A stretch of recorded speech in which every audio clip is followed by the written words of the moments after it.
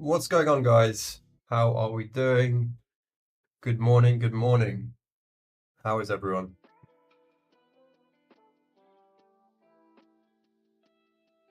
Are we well? Everyone having a nice Saturday?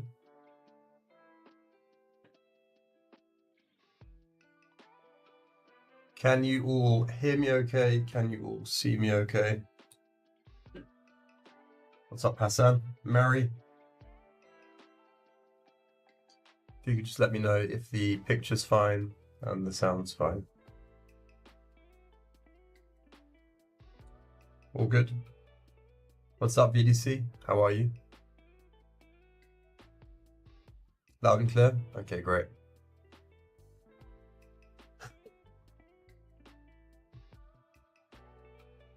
Alrighty. So, lots to cover today. Lots to cover. So first things first, the last stream we did, we were siphoning down the full watch list, my full watch list of 170 plus markets, different altcoins, narrowed it down to 10. So I believe it was 12, but we've cut out some since then. So 1, 2, 3, 4, 5, 6, 7, 8, 9, 10. So essentially what we've been doing here is just focusing, for those that aren't familiar or haven't watched the last stream, focusing on all the markets that have the strongest weekly charts. Okay, so if we scan through these on the weekly, we can see that really they are all incredibly strong markets relative to the rest. Okay, so BNB challenging highs, near price discovery. SUI, same deal. Pax Geo Gold, obviously doing incredibly well. Sol just about made the list, but one of the stronger markets still. This was primarily off the back of the monthly picture, monthly SFP here with the reset. This is going to catch up to the rest in no time and start challenging the highs soon, I believe. Virtual and of course XMR. So this is really the big takeaway. Okay, this is the big takeaway from this session, from this stream.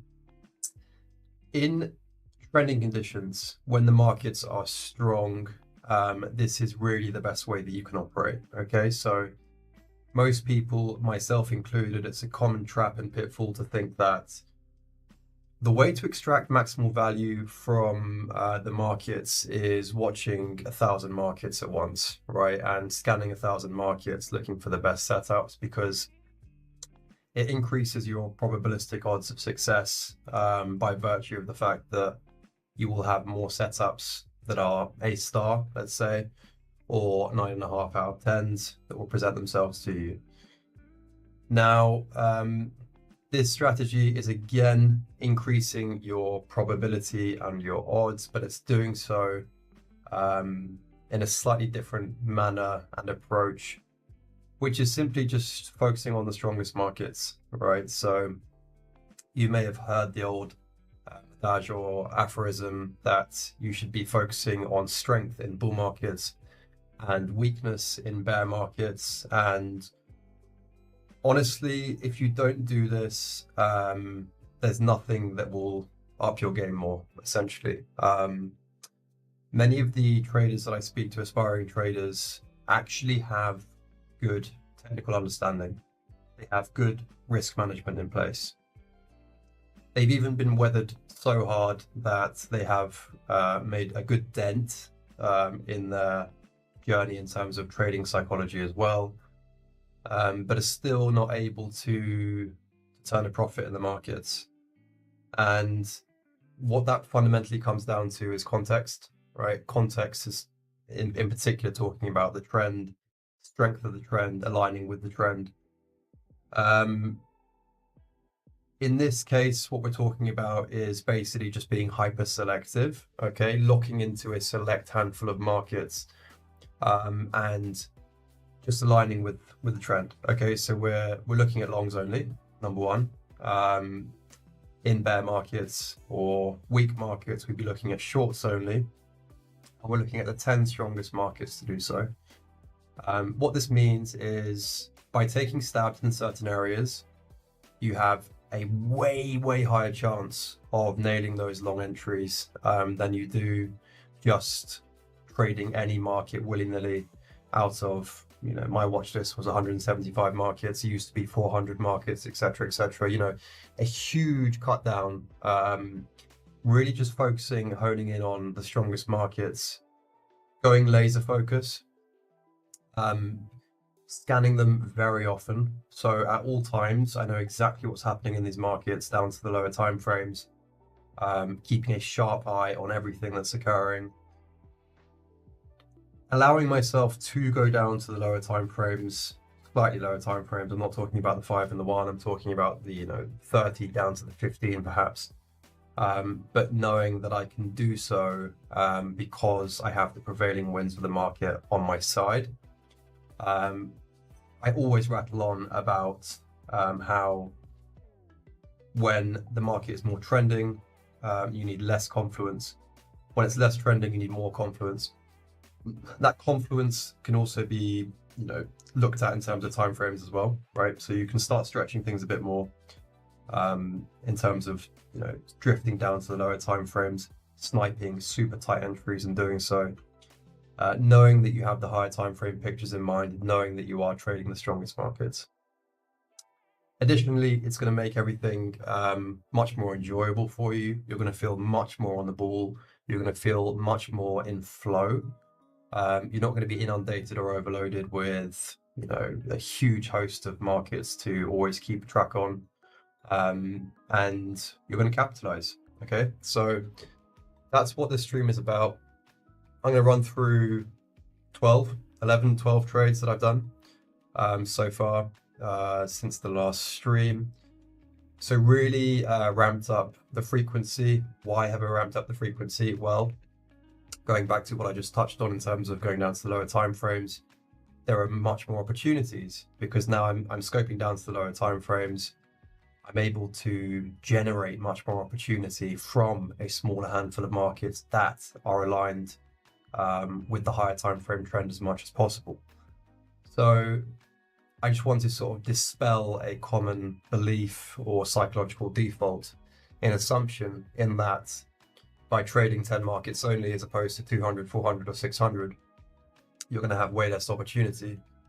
That's not the case because you have the trend in your favor. You're playing into the strongest markets, so then you can drift down to the lower time frames, which means obviously more opportunities present themselves, okay, because they're faster moving markets, setups print more often, okay? So first off, let's get into it, right? So first, just want to talk about hype. As you guys know, I've been stalking this market like a madman. Few positions on hype, okay? So I've really been going for it on hype, and again, this comes down to that laser vision that comes with only looking at a select handful of markets and that attentiveness as well. Again, much more enjoyable, much more in sync, and just a way better way to trade, really. So first off, I covered, I believe it was 2 streams ago, spot entry here off the back of this reclaim on the 12-hour and the daily. Okay, so very simple stuff here. Also, knowing that we had this higher time frame cluster of origin supply, which, and of course this previous range low, big blockers to price here. So the fact that it was able to both challenge these areas, hold in this area, and then start reclaiming this level, very much good enough for me to enter spot. So took a very sizable spot position in that area there. And then we spoke about this trade in detail, I believe it was 2 streams ago. Still holding this one. No plans to cut it anytime soon. Looking to trade this probably much higher. I believe this is to the local high here. which brings the trade to a 22R, but may even just trim some at that point and keep it running. Ultimately, I just want to play into the winds of the market as much as possible, really maximize value as much as I can, and roll from there, essentially. So this was position 1. I won't go through this position again. If you want to see the execution style for this position, please refer to the stream, I believe 2 streams ago. Since then, entered into a separate position here. And again, this goes down to the scale of confluence, right? So again, in more trending markets, less confluence needed. And that's something which is dynamic, right? It's plastic, it can be played with. It's very hard to systematize it because how strong is a trend, right? How do you quantify that? And then do you ladder it, or is it granular? Is it reflexive? It does take a bit of intuition to learn how much confluence you can drop, essentially, how much stringency you can drop. And it's always a bit more of a shooting from the hip scenario. And sometimes you may get it right, sometimes you may get it wrong. In this case, obviously was in from here, position 1. We broke out, came up, formed this slightly janky cluster of origin demand, but a cluster of liquidity nonetheless. Lower time frame range in this area here. So at this point, when we were sort of here, had my eyes on 2 things, right? So number 1, we come up, we start forming a level here, right? So we start forming a breakout level that we can then play into, looking for consolidation prior to the breakout, realistically also looking for 3 touch points before the consolidation forms, and then looking to play a breakout trade, simple breakout trade, simple close above the level, consolidation below, looking for healthy RSI statistics that are hovering around the 50s, ideally up to, let's say from the 5-minute to ideally the 6-hour plus, or set the alert down here, right? So set the alert here and look for a takeout of this lower level. So what we had was, as you can see down here, price comes down, takes out that lower level, and does so into this origin demand zone here, intra demand zone here. And essentially that was pretty much it for the trade thesis, right? So we're not looking at stringing together delta, divergences, speed, sweeps, etc., etc. Here it was really just the fact that this demand zone, intra-demand, is holding price up. This is one of the strongest markets of late, and I'm taking my stab. Okay, so also in this area, if we just try and hone into exactly where the position was taken. Okay, so you can see that on these super lower time frames, right, M1, M5, we're in the 60s, but then go over to the M10, right, we're in the 50s region, M15, we are bang on the 50s, M30, 46s, etc., etc. So we're not overextended on any of these time frames until we start going into the daily time frame here. But then even the weekly and the 3-day has some steam. Okay, so it was very low confluence. It was a bit of a shot from the hip, but it was one that paid off. Okay, because again, just trusting and relying on the strength of the market. And again, I'm far from out of the waters here on the position, because we could very easily come down, take out these levels, take the liquidity, and then move higher. It's a secondary position. Well, it's a third position, including my spot position on hype. And again, I didn't take this breakout trade here because you know, 3 positions total on one market is more than enough. Okay, I'm obsessed, but I'm not going crazy with it. Okay, so what else is there to cover? 30-minute also had, if we just go back, so where are we at on 30? Yeah, 30-minute also had a nice bit of room here as well. So tweeted about this, got a atrocious amount of likes. It was very low engagement, but TRX and XRP weekly monsters. So right, let's exit all of this stuff, clean up the charts. Actually, I'm just going to pull up my clean template, one sec.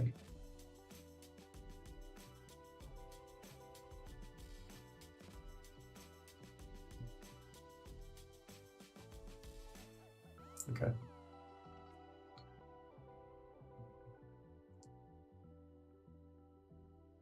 That's a fake position tool there. Let's just see where we're at. Okay, well, this is it here.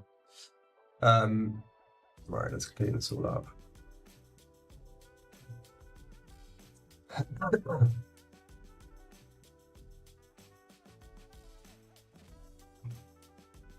So I spoke about this last stream, I believe as well, just talking about the weekly pictures across XRP and TRX. Really just absolute no-brainers. Okay, so I rarely use that term no-brainer because there's so much uncertainty in the markets, but honestly guys, just such clean higher time frame pictures here.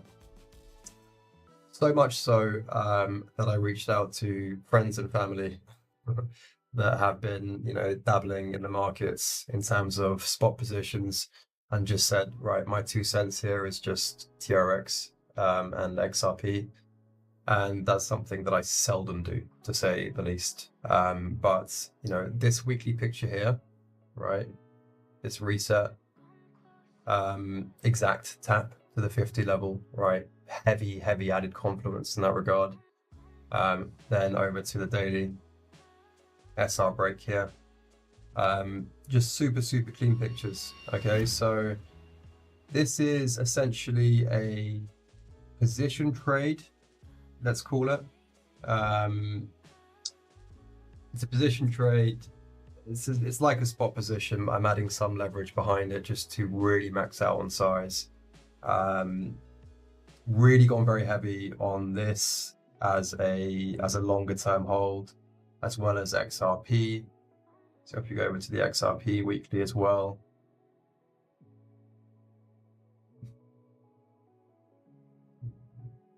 I believe the long was from this area here. Okay, something like this. I mean, yet to be seen where we take it to. Obviously, have to set alerts, monitor reactions at the highs, etc., etc. But really monster position trades that I'm taking primarily just off 2 pieces of data. Number 1, this, right? Super strong market, one of the strongest. Number 2, this. Okay. Number 3 on TRX is the daily SR break. But regardless, it's very clean higher time frame pictures to play into. Both hit the criteria of being some of the strongest markets, hit the criteria of being some of the highest market cap coins to play into in terms of the trickle down effects of market cap if we do get a proper alt season. And then we have the exact resets on the weekly as well. TRX has the daily SR break, XRP has this higher time frame SFP. Super simple stuff, guys. Like it's not rocket science, right? We're keeping it dead simple. We're not over managing. These 2 I've loaded up on a completely separate account, right, to my regular trading account. I'm not going to look at it. I'm not going to touch it. I'm not going to think about it past talking to you lot about it. It's a set and forget, hero or zero style trade. Yes, I've gone very heavy, but if I get stopped out, so be it. That's the nature of the game. Just letting the trend do its thing, basically playing into the higher time frame picture and letting the trend do its thing.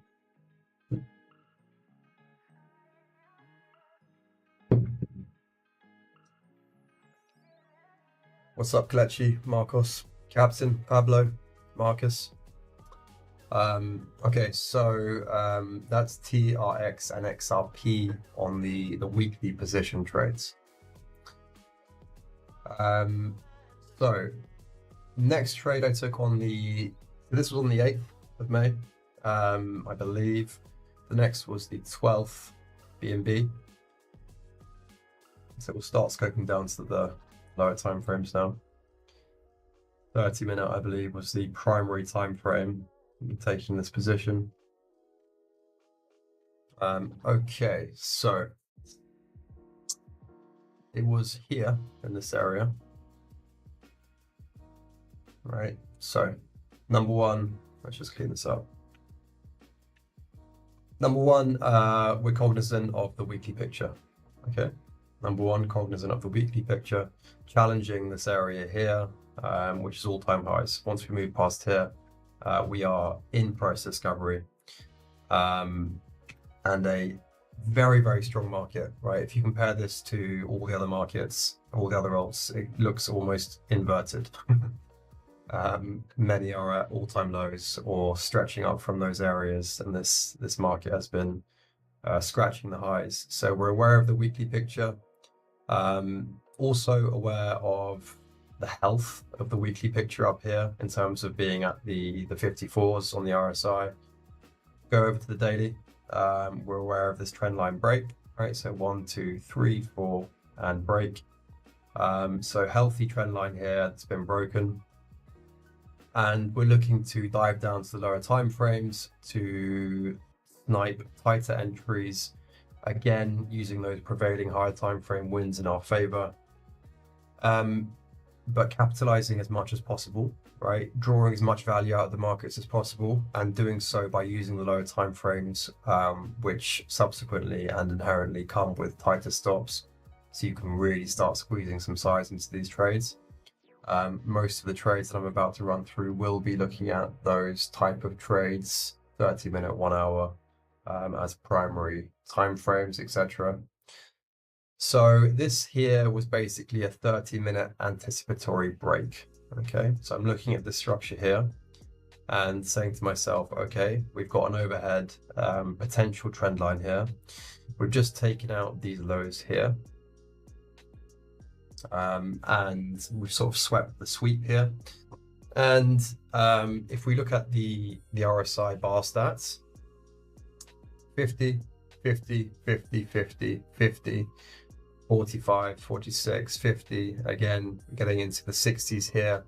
But again, weekly 55, you know, this is a very, very, very healthy picture, okay? So the 40s are good, they're fine. The 50s are better, right? So we're really looking for these greens in the 50s, because what that means is that we've either bounced off the 50 level, okay, and we're coming back up, which, as we know, is a reset. We love resets.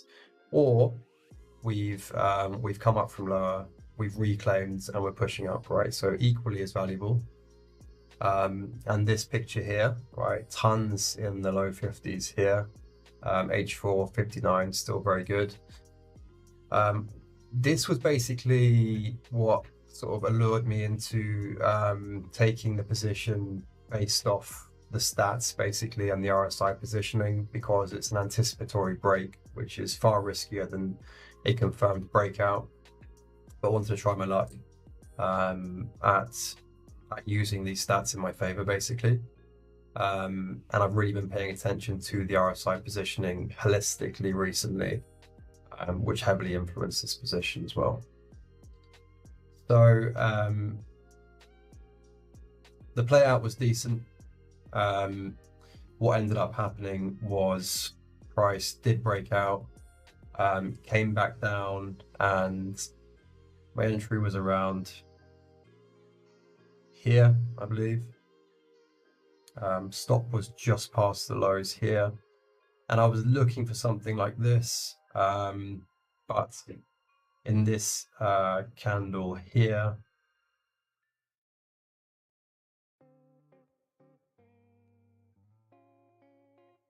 was essentially shaken out of the position, primarily because ETH and BTC had just swept local highs. They just put in a bit of positive delta, and what I'm trying to do as much as possible is align myself with BTC and ETH.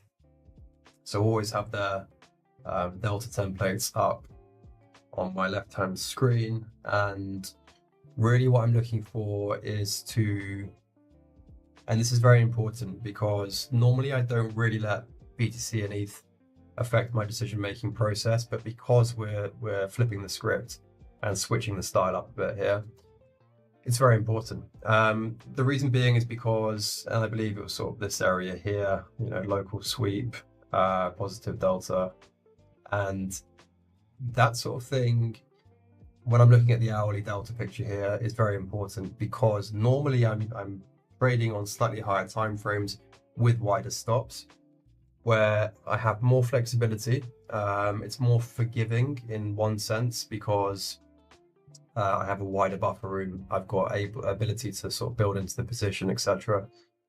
But you don't want to be taking a lower time frame trade when you have this sort of thing going on BTC. Okay, much better to do so in this sort of area where you're starting to accrue negative delta. Okay, here.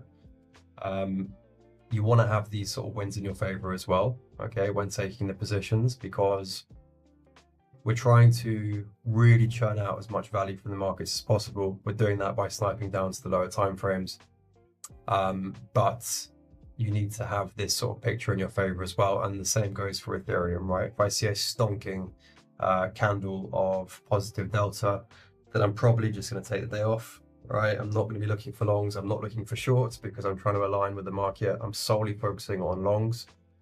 But if I have something like that counter to my position, then probably not a good idea to start looking for longs in that area, because with this style of trading, you can very much be right a lot, but you can also be stopped out a lot.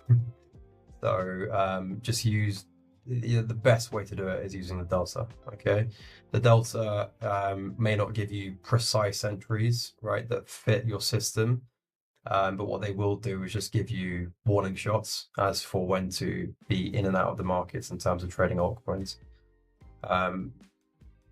Place more credence on BTC instead of ETH, goes without saying, until we get a proper flipping in that regard. And if ETH starts really leading the markets, then we can sort of change that approach. So anyway, BNB, let's say plus 0.6R, something within that territory, but nothing too great. Okay. So the next trade was the day after, on the 13th. Back to TRX. Okay. As I said, this weekly spot position was on a separate account.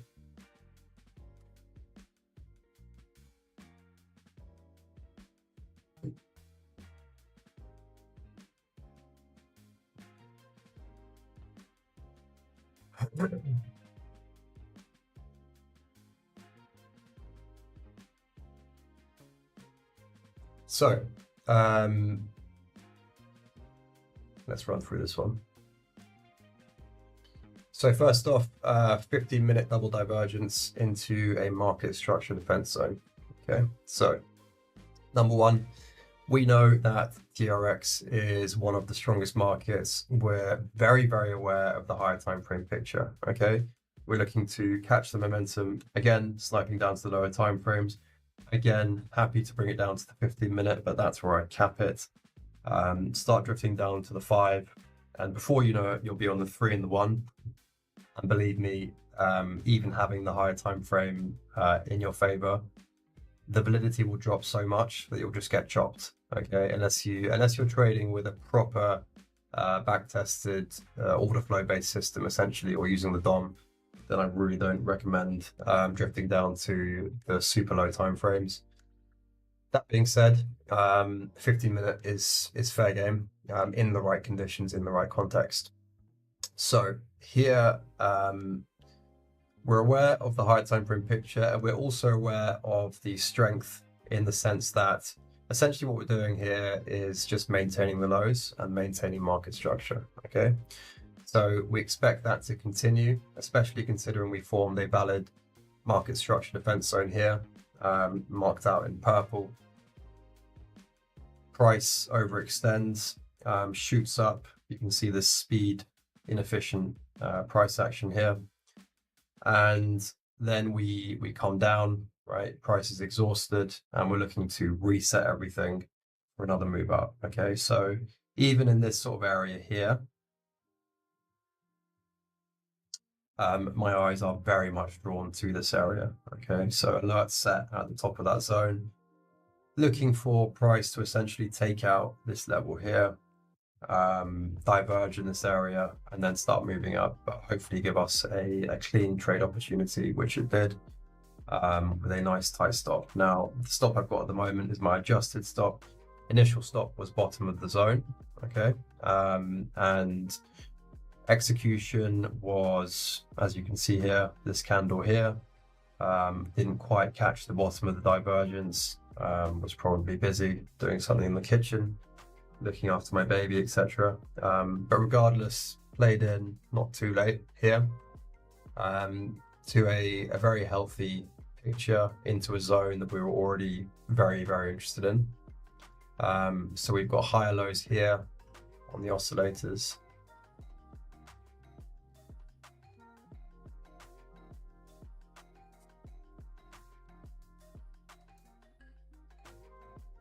Lower lows on price. Very simple trade, okay? So we've got 50-minute double divergence, right? Very, very clean across both the RSI and the AO. No bone to pick here, really, in terms of the structure. AO giving very, very clean momentum signals. Into our zone of interest, the MSDZ, market structure defense zone, playing into the higher time frame picture, right? Super, super simple stuff. If we go back to look at the stats as well.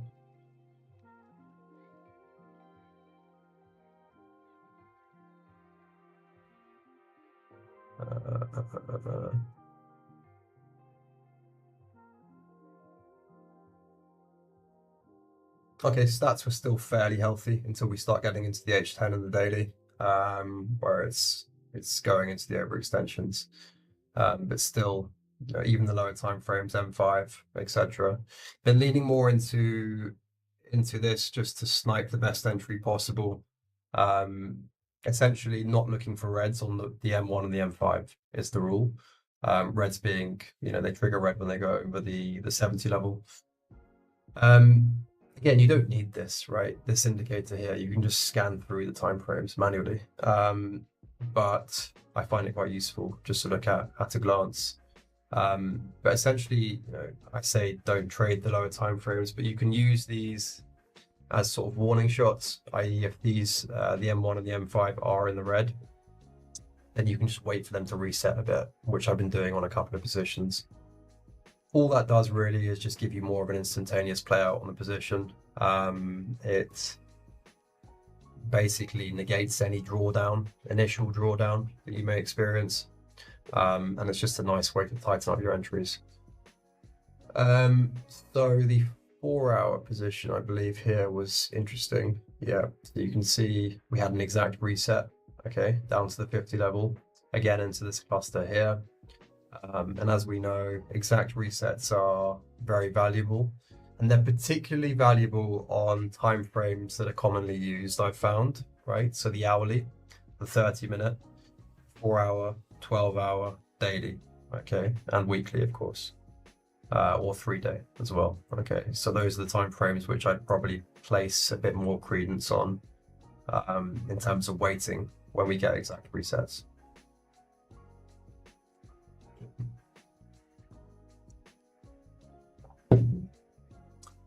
If we look at the delta at the time, just to sort of segue on from the last discussion point, 13th of May.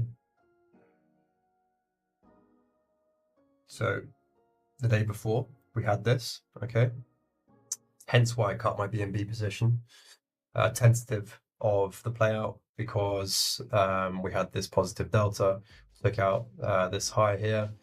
Now we're starting to put in some negative delta, right? We've got some liquidations as well, right? Price has now moved down, it's cooled off a bit, and it's a better environment and conditions to start looking for longs, okay?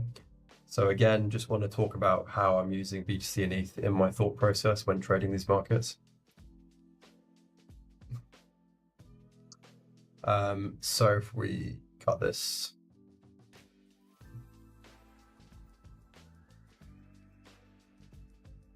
I am still in this position. Is this the one? Yeah, so with the adjusted stop anyway. What is this? 58R here. Sorry, that's with the original stop. With the adjusted stop, it's currently 100R, and that is taking it to the current local higher time frame high.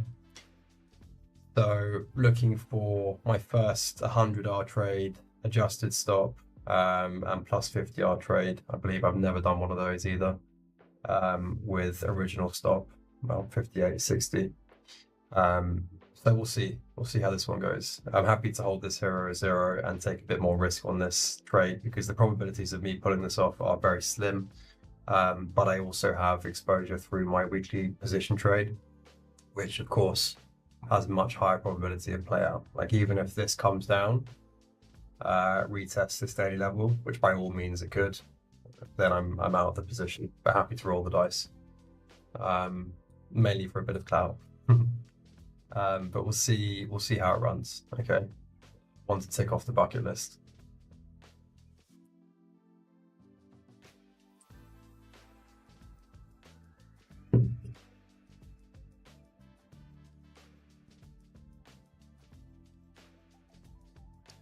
Okay, so on the 15th, there was an XMR trade. This was a fail. Okay, so got a bit cheeky, got a bit cocky, got a bit arrogant, basically, is where I went wrong. It was playing into this level here, right? So XMR by far one of, if not the strongest market around, okay, especially out of the higher market cap coins. We had a clean 30-minute breakout level here. Again, I'm scanning the 30-minute 5, 10 times, 20 times a day, 15-minute, and also just go through, even if you're keeping your keen eyes on the lower time frames, go through and do an 8-hour scan, do a 4-hour scan, do a 12-hour scan. Like if you're looking at 10 markets, you should pretty much know where every time frame sits. Okay, obviously you don't have to scan the 12-hour 10 times a day because the picture won't change very much, but you should understand as it develops that you have to keep eyes on it, because you know you could be scanning the 30-minute 10 times a day for a week, think you know the market inside out, but then the 12-hour comes down to an exact reset, which could be huge confluence for your position, but you aren't aware of that and don't weave it into your trade process. So just make sure to do independent scans on different time frames as you go through this process. So where I went wrong on this trade was essentially just jumping the gun. Okay, so you can see this close here. We have to zoom in, and I always say, if you have to zoom in, don't take it, right? But went against my own advice.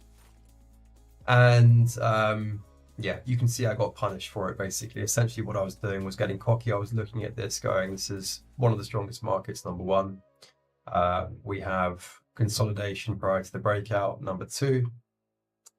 We have a really nice level to work with here, clean touch points, objective level, and we have this candle close here. So I'm going to go for it, take the breakout trade. Didn't even take it with, you know, half size or quarter size. Took it full size like an absolute dickhead and got told, basically. It's the bottom line. You can see the play out here. Essentially my trade There's entry here, stop down here. Cut it on this candle, right? That second candle there. I was like, right, there's no point holding on to this just with blind hope, because then that's now migrating into a gambling mindset. It's not something that I subscribe to whatsoever in any context or condition. This was just stupid, right? I should have waited for the next candle to close. If I had that patience under my belt, then I wouldn't have taken the hit here. Minus 0.4R, regardless, still a stupid move. And a reminder to keep myself in check, even if I feel like I'm in flow with the markets, etc. Stick to your rules, and this was one of them that I broke. Essentially, we only really realized how much that stood out in hindsight, but even still, a bad move on my part.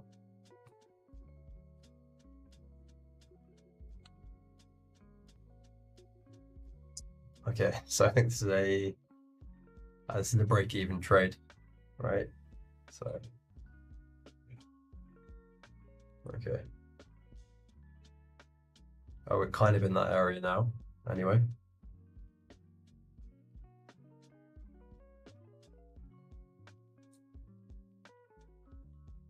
So I believe it's from about here.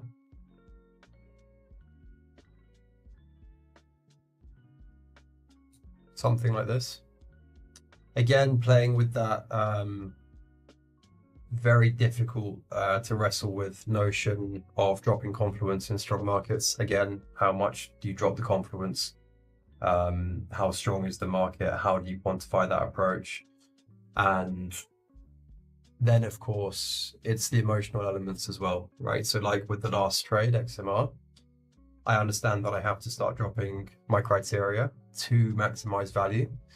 But then because I've been on a relatively good streak, start getting cocky without realizing it. So keeping those emotions in check is a whole different ballgame. Same thing happened with FARTCOIN here. So again, one of the strong 10. Again, like, I'm not going to be taking a trade out of this watch list for a minute. But you can see here what we had was a AO triple hump. Okay, so 1, 2, 3.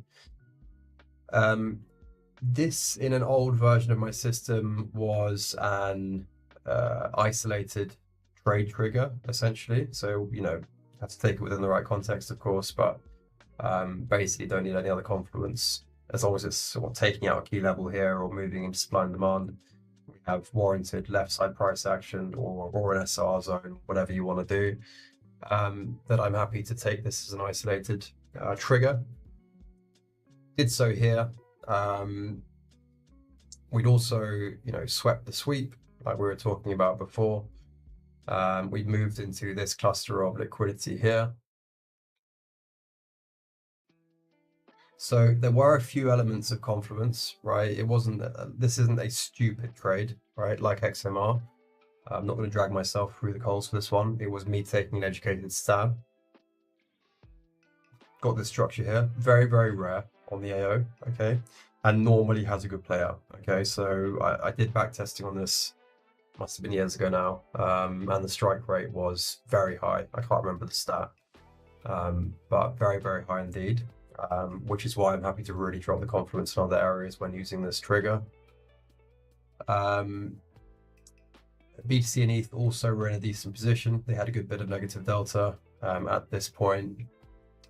There was no double divergence as a con to this position, of course. We're just taking it off the AO, but if you look at the RSI picture here, we're talking about resets to the underside. Nothing really tangible that we can work with on the RSI. And yeah, I can't remember where I cut this, but it's a break-even trade. So we went up, came down. I believe in this area here, I'd slid my stop to break even. So by the time we come back up and come back down, I was taken out of the position. Okay. So last two, minus 0.4, this one break even. 17th. So now we're at yesterday. Okay.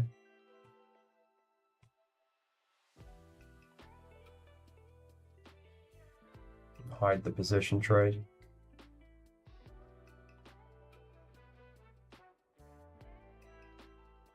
So long from this area here, this was very simple, looking at the 2-hour time frame, double divergence, okay? So you've got flat bottom div here on the RSI. You've got a very nice picture on the AO here, signaling clear sell side momentum weakening. As we do so, we're taking out these levels here. If we just dive down to the lower time frames. Okay, so equal lows we're taking here, doing so into this cluster of liquidity here, right? So weakened liquidity because we've already had 1-2 taps into it, but still liquidity nonetheless. And in strong markets, the notion of supply and demand could be dealt with in a more concrete manner than in terms of weakened liquidity, because sometimes these zones can really hold up price even with 6 taps, right? And you then see price take off. So again, you have to take the context of the market into hand, the strength of the trend. This was a super simple trade though, right? The trigger was simply a double divergence across the RSI, taking out these lows, and just using the 2-hour candle here as the trigger, okay? Well, just before the close, but thereabouts. Very, very simple stuff. As you can see here, we're looking at the stats. Yes, the M1 is completely maxed out at that time. I mean, to be honest, I don't know when this is just taking the lock of the close here. So I imagine the M1 was not so overshot when I took the position, probably in the high 60s. But even still here, 69, 59, 54, 46, 43, 40s here, all 40s, and then H12, 50 daily, 55, 3-day, 54, weekly 56, you know, so we're in a super comfy position here to ride this much higher, okay? So I'll probably look to trade this quite a bit higher based on the latter end of these bar stats, if we survive, okay? If we survive this position.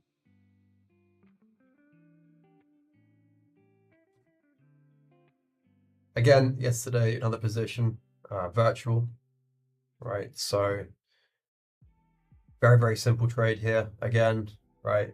First thing we always do is look at this, okay? I just want to point that out every time we look at a market, even though I know already that I'm only trading the weekly strong 10 here. But very strong move, right? Huge impulse here, okay? So this move is 72%, give or take. One cluster of hourly intra-demand within that impulse, and come up, we sweep the highs here, right?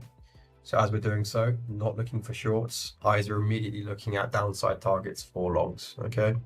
And the main zone here, looking at the hourly as the primary time frame of operation, is this cluster in here. Set an alert here, okay? So alert went off. Saw that price was grinding down into this level here. Looked at the awesome oscillator, looked at the RSI, okay? Very simple stuff. Similar to all the trades that we've done. High lows on the oscillators, lower lows on price. Confluence left side price action into this hourly intra-demand zone. Stop just the other side, okay? So I marked this from body to body, or wick to wick rather, on the red candles, but this stop here is taking like the full thing into account basically. And again, this is sort of a version of a anticipatory break already, because one of the reasons that I sized into this position was because of this level here. Okay, so what I'm looking for is something like this. Come up, consolidate, and then really break out ferociously. to which I have a very early ticket. Okay, so I've got a super early ticket to hopefully an aggressive breakout on one of the most aggressive markets. So we'll see how that plays out. But yeah, that's it for today, guys. I hope that run through was useful for you all. I hope you got to see the value of really just manually scanning, looking for the weekly strongest markets, playing into them, using the lower time frames to then, you know, have positions with much higher R, and really trying to maximize value as much as possible from the markets.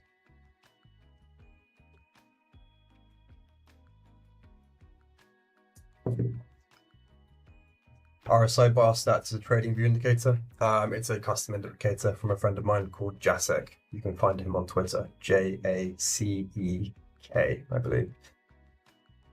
Giano, is there a reason why you heavily look at the RSI? It's been one of my fundamental tools for years. It's one of the first tools that new traders are introduced to, along with the MACD.